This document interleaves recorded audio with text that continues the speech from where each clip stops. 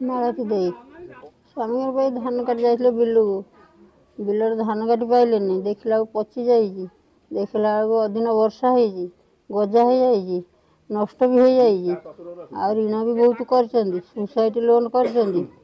मुंडे कौन पशि जा पड़गले से ढीह कौन होगा मेडिकल नहीं गला सब डका हका कले लोक मेडिकल नहीं गले से डाक्टर कहले मरी जा ना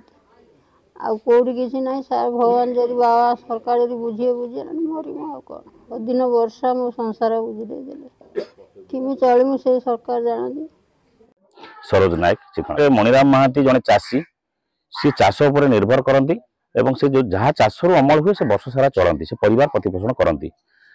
एमती परिस्थिति रे प्रथम जो बात्या हला दाना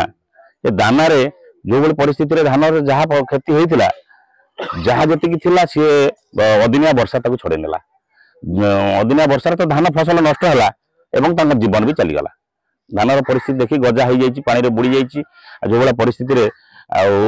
तो फसल ना केमी चलिए ऋण बहुत ऋण भार और सोसाइटी रू किसी कर्ज ऋण बहुत ऋण करमती भी गाँव में हाथ उधारी भी कर्ज करके चाष करते जहाँफल देखिले परिस्थिति धान परिस्थिति एमती